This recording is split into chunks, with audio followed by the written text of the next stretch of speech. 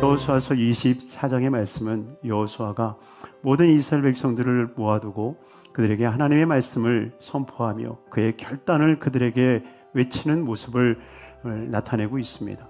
여호수아가 이스라엘 백성들을 모아두고 선포한 것이 무엇이었는가? 첫째로는 하나님의 말씀을 가르치기 시작했다라고 하는 것입니다. 사랑하는 성도님들이요, 정말 우리가 나눌 수 있는 것, 자녀들에게 줄 수 있는 것은요, 하나님의 말씀이어야 됩니다. 하나님의 말씀이 전해질 때에 그 말씀 속에는 하나님의 축복이 있는 거예요. 그러니 하나님께서 우리에게 주신 은혜의 말씀이 있으면 그 말씀을 전달해야 되는 거예요. 하나님이 내게 이 은혜를 주셨다. 그러니 하나님이 주신 이 은혜가 너에게도 주시기를 원한다. 그러니 이 말씀을 너희가 받고 이 말씀을 가지고 살거라. 그래야 할 때 세대가 세대에 연결이 돼요. 믿음의 자손이 되어지는 것입니다. 두 번째로는 하나님의 역사하심을 가르치는 가정이 되기를 주님의 이름으로 축원합니다. 여호수아가 세겜이라고 하는 땅에 모이게 합니다. 여러분, 세겜이라고 하는 땅은 이스라엘 백성들에게 있어서의 굉장히 중요한 사건 두 가지가 있었던 곳입니다. 첫 번째 사건은 무엇이었느냐? 아브라함이 고향에 있다가 하나님을 만나고 가장 먼저 정착한 곳, 바로 이것이 세겜이었습니다.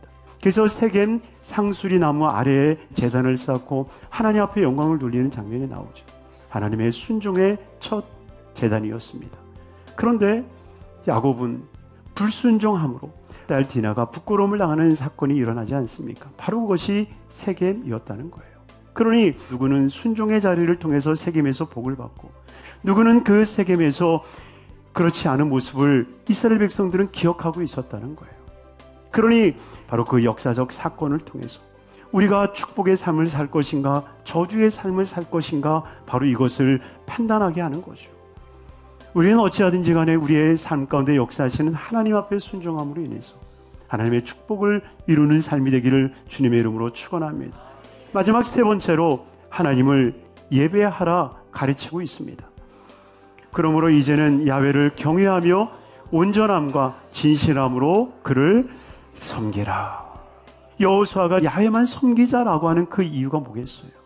하나님을 섬기는 순간, 그리고 하나님만을 바라보는 순간 하나님을 닮아가는 거예요. 그러니 영원하신 하나님만을 의지하고 영원하신 하나님만을 그 섬김의 대상으로 세우심으로 말미암아 하나님의 그 은혜와 그 축복과 은총 가운데 살아가는 우리 귀한 성도님들의 삶이 되시기를 주님의 이름으로 축원합니다.